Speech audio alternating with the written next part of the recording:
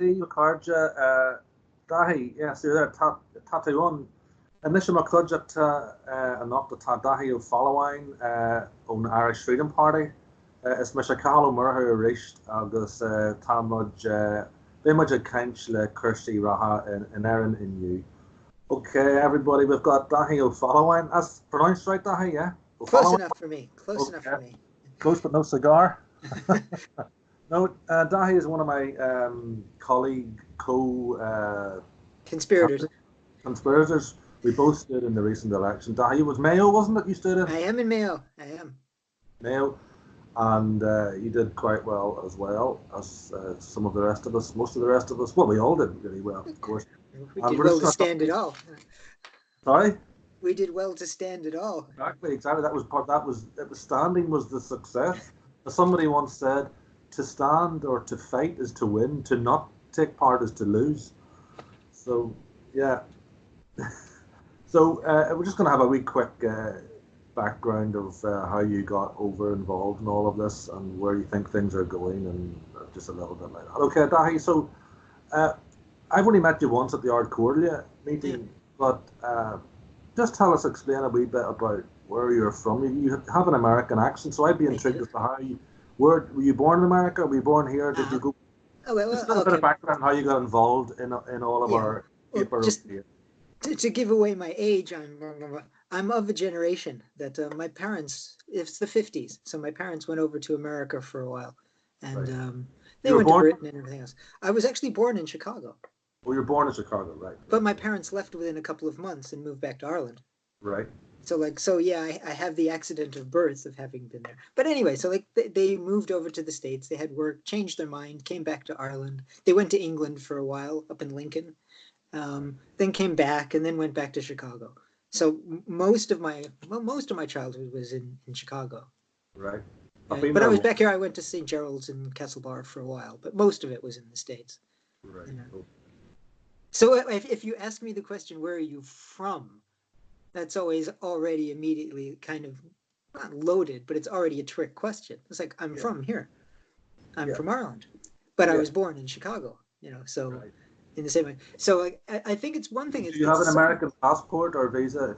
I have an Irish passport. An Irish passport. I mean, I could be an anchor baby, but you would be entitled to stand for president of America as you were born there. I could. It's one of my plans. Right. After Ireland is settled, I'll go back and sort it out.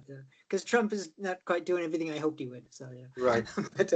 But it's a question now, especially with the demographic shifts we're having. It's a funny question that people will say, well, you're American. It's like, well, if I'm American, like in 2003, 2004, the Irish people recognized that there was something happening in the world that needed to be addressed. And so from now on, no one is Irish by birth. No one.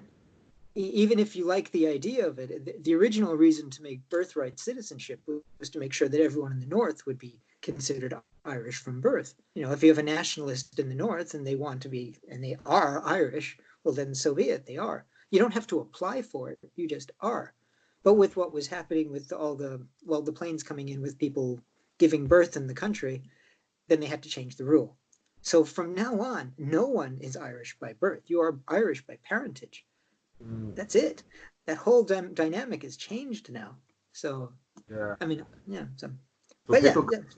People. Well, we'll talk about that a wee bit later. But people coming in, you're saying, can be Irish by but not because they're born, but because of their parentage. You're saying, or what I'm saying now, like. Okay, if people will say that, like, oh, I migrated to Ireland, which is nonsense. Like, I was here and I was gone, and I'm just of a generation of people that traveled a lot. But even someone who's born in Ireland of Irish parents, they're not Irish because they were born here. They're Irish because their parents are Irish. That's true for everybody now. Right. So if in other words, if you have a Nigerian couple or a Russian couple or a French, French is European, but if you have somebody that's completely out of the EU range, just because they have children here, they have no right to claim Irish citizenship. That's how the law is now. That's how it needed to be changed because people are moving so much more than they used to, and staying in different places longer. But it's been loosened then. It's easier to become Irish. No, it's actually kind of harder in some ways because it used to be so long as you were born here, you were Irish. Right. That's not true anymore. So you have to have parentage. Yeah. Right. Okay. So even if your parents go back to Brian Boru and beyond, the idea is like it doesn't matter anymore. It's only if your parents are here that you're Irish. Right. Okay. Yeah. Or grandparents, depending how far back you want to go. Yeah. But you Right. have to have. Yeah. I always thought it was you had to. I mean, I'm born in the north, but Yeah. I have an Irish passport. But I always thought you had to have a grandparent born in Ireland before partition, so when it was all the one jurisdiction, as it were. But now I think it's been loosened up. Okay, that part has. Yeah, yeah, yeah. But I Yeah. mean, okay, I suppose I'm thinking of it more for the Yeah. Republic as is. Yeah. But I think they've made it now that you only have to have a parent who has an Irish passport, because I have a nephew who's born in Hungary. I think yeah. he can have an Irish passport, which I think under the old rules you wouldn't have been able to do that. But anyway, that's so I think it's loosened up a little bit in that But way. you need one grandparent. You need one grandparent. That's all you need to have an Right, Irish passport now. Yeah. right, Which may be a bit generous, but we'll take it. Okay. yeah. Right. So anyway, about the background thing. So yeah, my parents So were back and just forth. on the background thing, the question I was wanting to ask is, have you, since you're very involved now with the nationalist movement, have you had any flack from people saying, with your accent, etc., that, hang on a minute, you're not Irish, what are you doing coming over here telling us what to do since you're not even from here? Well, it's a tactic, but it's only a tactic that they know will work at a very narrow vision of what it actually means to be Irish. They're just saying it because they think it hurts. And it Yeah. doesn't really, because it's kind of a silly point at this stage. Only people who know nothing about immigration from this country would even bother to assume that. You come to Mayo and tell all these grandparents that their kids are not Irish and see what happens to you. You know what I mean? It's just a tactic at this Yeah. stage. They don't even believe it. Yeah. You've got kids yourself, yeah? You've got two I kids? do, yeah, yeah. Two Yeah. And kids. where are they? My daughter's working in Dublin now, and my son is in South Korea at the moment. Right. Okay. Yeah, and they're both Irish speakers. Actually, I've drummed it Oh, into there. Yeah, yeah, yeah, yeah, yeah. very good. Yeah. So And fluent, like, but I'm have you not been brushing sadly. up your Gaeilge? Yeah, well, I'm sadly I've been a very slow learner with Irish. I've been a false beginner a few times, but the best crack was at university because I went to Galway. I actually did my master's in Irish studies in Galway, and so I had to really get into it then. But life goes on in different ways, and I don't think I have the greatest head for learning languages. You know, If you as some learn, of us do, and some of us I try, but it's kind of pathetic. But I'm on Duolingo. I'm trying. I'm on Duolingo. But, yes. yeah. We'll have to exchange we can become buddies on that, you know. You have It's a to. good starting point. You know, I'm Yeah, trying yeah, to yeah. get everybody involved in it. So you have been quite involved and visual in the asylum racket, or the asylum thing that's going on. You were there at Tullamore recently. Indeed, indeed, indeed. Yeah, So you're quite, that's one of your pet projects. it is Uh, indeed my pet peeves, if nothing else. Yeah. yeah. What do you think was going on behind that? I mean, what's the narrative? Why is it going wrong, or what's all? Explain to us what you think is going on, or where we could improve this situation. Should we Oh, be altruistic to people coming in, or what is going oh, on? I have no problem with genuine asylum seekers. I really don't, and I don't care what color they are or what country they're from. There are genuine people who need help, but the world has shifted since like the Dublin Agreement was made, and so Right. like Okay. you've got more. Just to explain, what is the Dublin? The Dublin Agreement was the old agreement that said that it was the first safe country that you came to. Yeah, Yeah. yeah, yeah. That's the idea. You're supposed to like the first country you come to, you're supposed to claim asylum.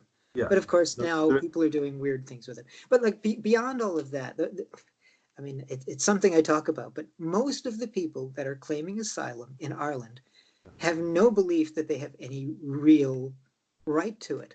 They're just coming in as chancers. yeah. Literally, like it's like even by the government statistics now that they to be nice to the government, to be as generous as possible to the government now, they only say that 37% of people are getting state protection to get to be called refugees. So an 37. asylum seeker, just so your people know, but like, okay, there are migrants. Everyone who travels is a migrant, right? And then there are some people who land in your country and say, I need asylum. Okay, well, then they're asylum seekers. Then, if they get the state to go, okay, you have a genuine case, then you become a refugee. But asylum seeker is no state. It's just a kind of a pending state before you get approval. So just because someone's asylum seeker doesn't mean they're genuine. It just means they came to your country and waved a little paper and said, "Let me in, let me in." But by and large, though, even though they're not, the judges that are looking at it are saying, I read it was 90% plus. We're not genuine. Okay, it used to be when we had a different sort, when we had different people in charge, they used to reject 90%. But the numbers have been going up and down because of different events in the world. So like right now, the last statistics I've read anyway, it was 37%. And we're genuine. Which are being accepted, yeah. But the problem is, like, okay, the 5 top countries of people we get asylum seekers from, right, is Albania, then Georgia, right? We've got Nigeria. Which have now been questioned by Varadkar himself. Completely. And then you've got Zimbabwe, Nigeria, and South Africa. And I think we were talking about this the other day. But like Nigeria is the richest country in Africa. Yeah. South Africa, like I said, I have certain sympathies with people that are coming from South Africa, depending on the cause. But Albania and Georgia, give me a break. You know, these are just people that are just, let's face it, it's easier to just come and live on the state and then just do work on the side, which is what they're doing. And this is even what Doherty, the minister, was saying last year, that we had 1,700 young guys coming over from Albania and Georgia, and then they just lose their passport between the plane and the immigration office, and then all of a sudden, it's just chances. So they even had to start stopping that because they now started stopping people before they got off the plane. Yeah. I kind of thought that Varadkar we could take some credit in that, and that Varadkar and others are now waking up that they have to address the issue, because people in the country have said, they've woken up as well, and they're saying, look, this isn't right. These people are coming over and they're not genuine. So we're beginning to have some impact on that. I would hope so. But even so, like we might like to think it's great, but the last government is planning on spending 320 million euro in the next couple of years on 5,600 asylum seekers. And when you think of most of them are frauds, that's just like, that's 160 million euro. Just torch it, put it on fire. So like they undercut the value of the real asylum seekers case, because all of a sudden people start going, well, we don't want any of it then. And I'm not there. There really are people that need help, and I think we should help them. But we really need to correct all the nonsense, especially with lawyers dragging things out for years and years, that kind of thing. So like, I mean, even in Tullamore, people just don't understand the angle we're coming from yet. They just think that we don't want to help poor people, and that's not the case. We could help more. We could help more people. Here's a good one for it. If you want to help refugees, right, it costs about 60 euro to feed a family in a Syrian refugee camp for a month. Yeah. We're paying 38 euros to every asylum seeker, right? A week. That's pocket money. That's beyond their food, their electricity, and all that stuff. That's just in their hand. Yeah. Right? So like, you start doing the numbers, and you could help an awful lot more people if you cut off all the nonsense that goes on in our own system. You know, which makes you think it's more about population replacement than about helping people. I think there's some of that. I think it's just a background of,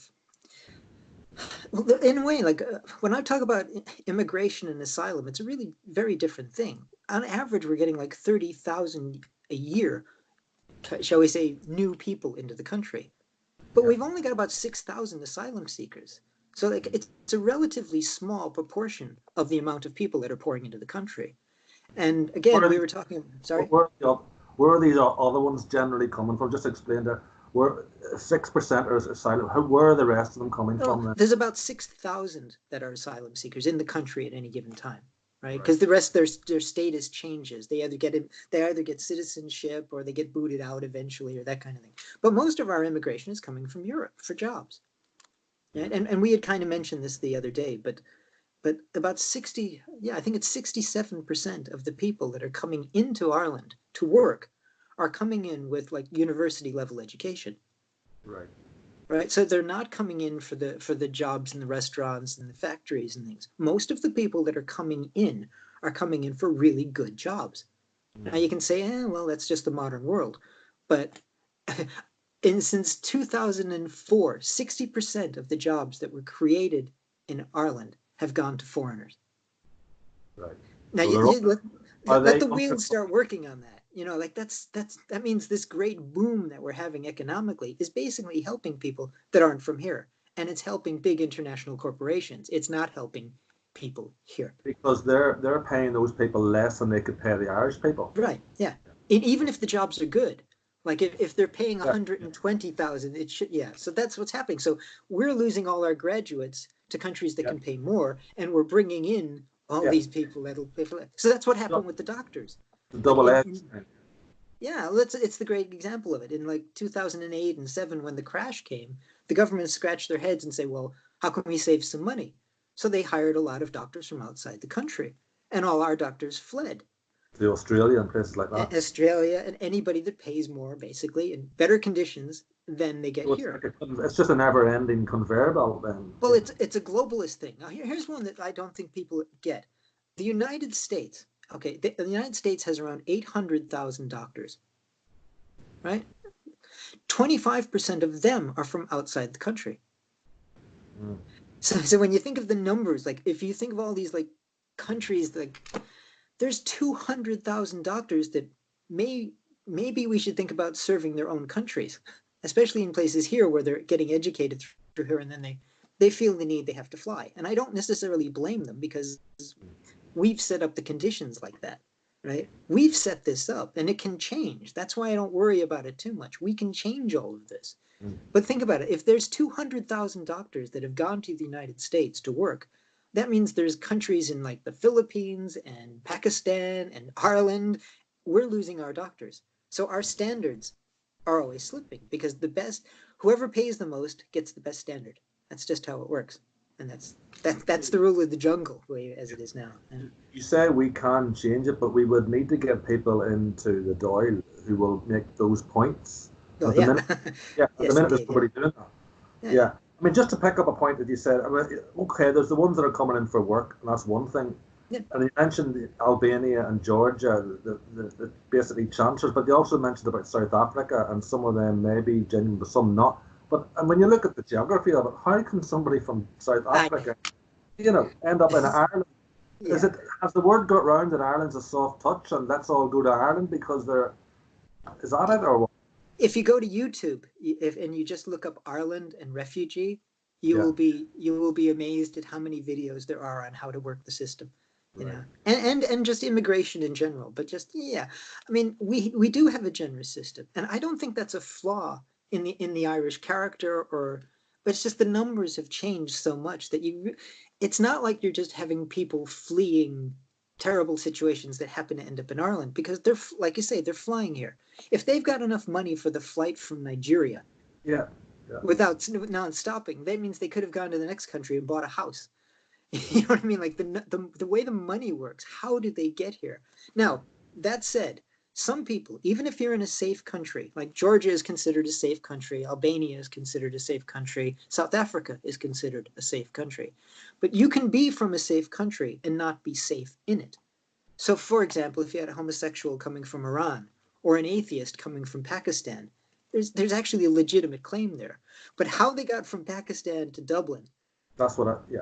without That's what stopping jumps out some, the page at me. That's what jumps out the page at me because geographically, Ireland should have yeah, zero yeah. refugees. Not Well, that we could, asylum seekers, asylum or seekers. asylum seekers. Yeah, And I want to pick the difference, because the media always mixes up the words.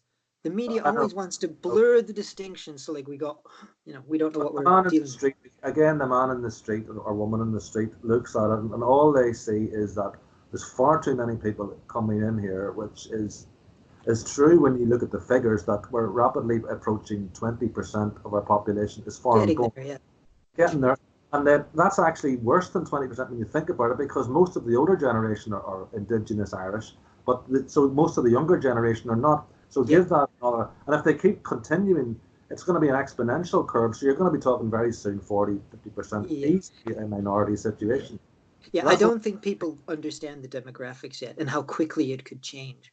yeah, And like I said, some of it is okay. Like from my perspective, I could hardly say that it's not a good thing to let other people coming around. Like if someone's married to somebody, they've fallen in love with somebody from another country, and they bring them back, I have no problem with it.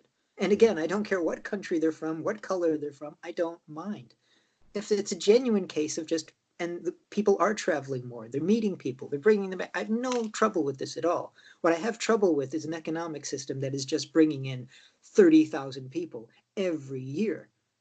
And it's not serving us. It's only serving the Amazons and the big pharma companies and all this. It's not serving us. And they might all go if the economy tumbles anyway and leave us holding a big holy wreck after they're done.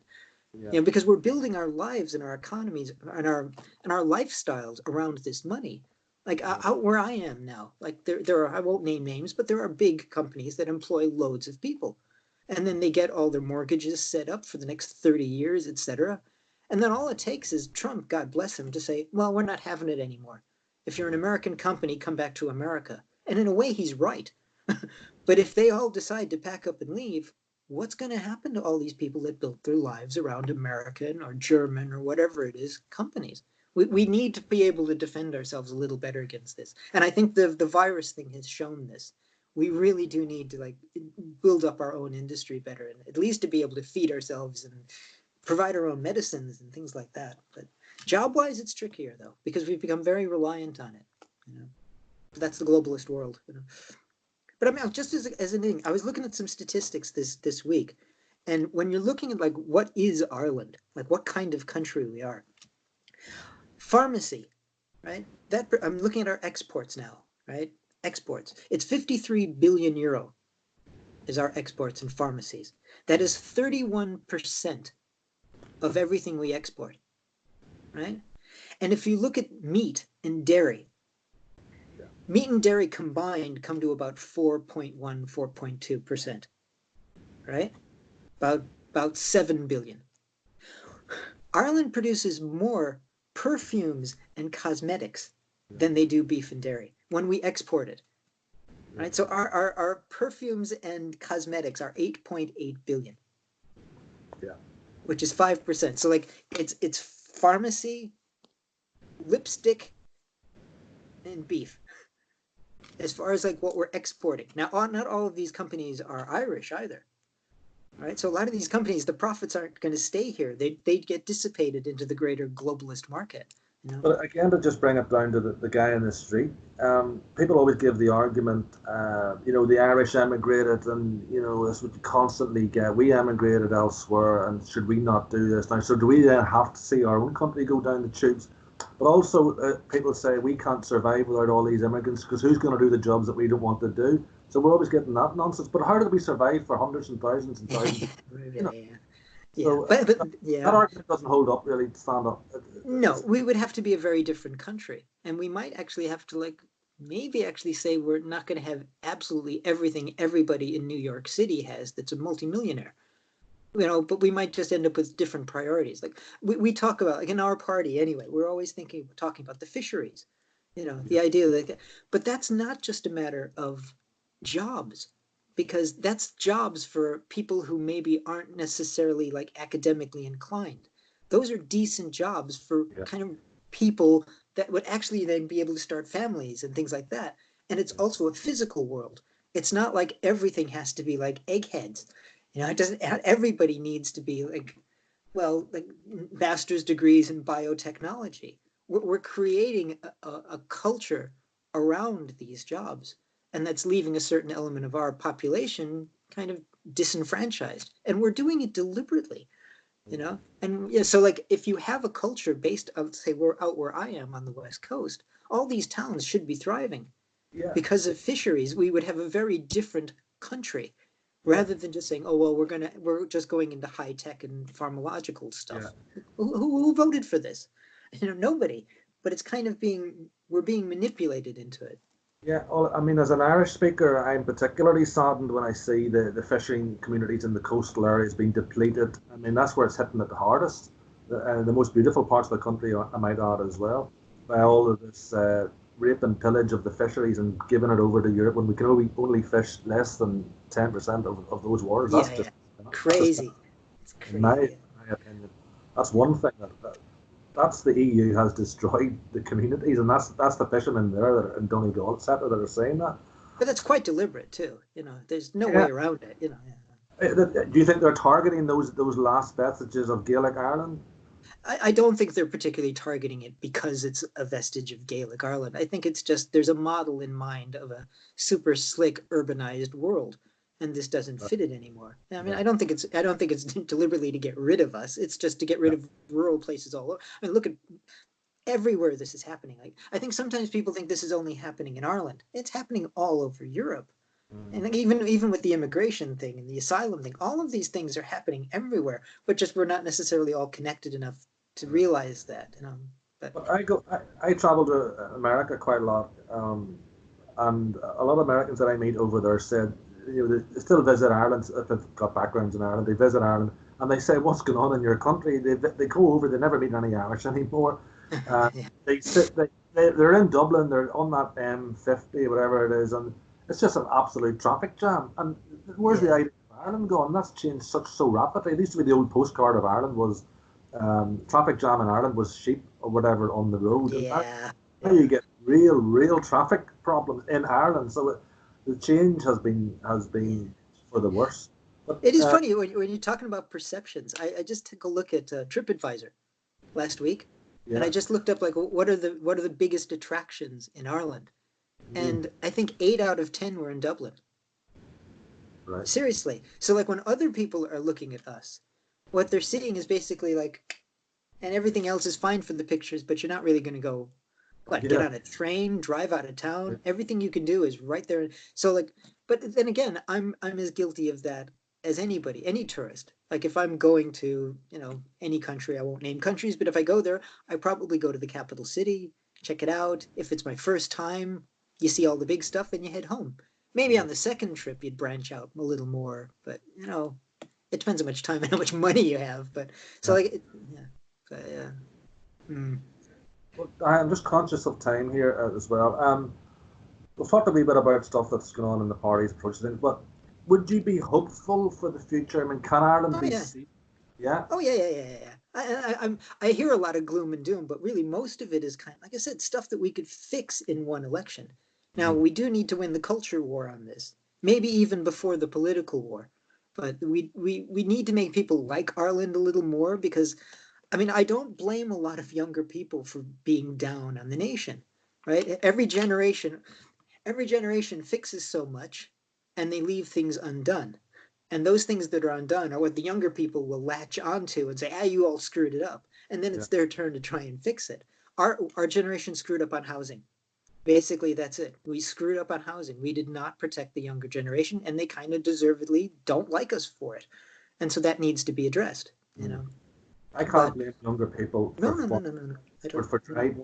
They're having to drive big long distances to get a job in Dublin. They're living away out in Meath or Yeah, whatever. yeah, Where's their quality of life? So you can't blame them for wanting to leave. You know, so we have to be creating a situation where they're going to want to stay. yeah. You know, instead of that cultural immigration, which is still done. Now we're getting the mass immigration. So, but But I'm hopeful. even, yeah, sorry. Go ahead. But even at that, when we're looking at like the globalist thing, a lot of younger people look to globalization as kind of a savior. But at the Yeah, same time, if you look at Dublin, like 5% of the market for housing, like apartments and things in Dublin, are controlled by companies that really aren't from here at all. Like, yeah, you know what I mean? Okay, Kennedy, Wilson, IRES, these companies, they control 1 out of 20 apartments yeah. in Dublin. And these are places that like they're drag because the Apples and the Amazons and these people have brought in people with a lot of money, they're paying more rent, right? So they can afford these other places. So like these companies they're making apartments that are being rented out for 3,000, 4,000, and more. So like And, who's going to be able to compete with that? So you know yeah, it's too there's a expensive. lot that needs to be fixed, but you know. And on that point about the apartments, there was an article recently says some parts of the Dublin Docklands now is 90% Yeah, non-Irish. Getting yeah, yeah, that. yeah, yeah, yeah. And they're talking about the population of non-Irish born in Ireland now, with maybe it's 15 to 20% somewhere. The world average, I think, is around about 3. So Ireland seems to be way out of whack with the rest. I mean, Yeah. in China, it's 1. So those are statistics that would be alarming to me. Yeah, well, people got very excited about bringing all these people in, and like I said, I don't actually dislike a lively place. I mean, I like to travel a lot. I like to go to places, but like you're saying, you like to go to them because they are what they are. Yeah, not just yeah, some mishy-mashy blend of just internationalist blah, blah. exactly, Yeah, exactly. I yeah. mean, you're not going to be coming to Ireland to get in Ireland anymore. I mean, Dublin's just going to be like another sort of smaller New York. I mean, Americans, well, that I speak to, that say they want to see Ireland, they want to see Irish people. Otherwise, it doesn't. It's not what it says on the tin, as the ad used to They say. need to come to Mayo. Absolutely. Caithi Siad Dul go Gmail, yes. Indeed they Okay, do. got a million my agate. We're dead on the 30 minutes there. That's So reasonable. It's reasonable.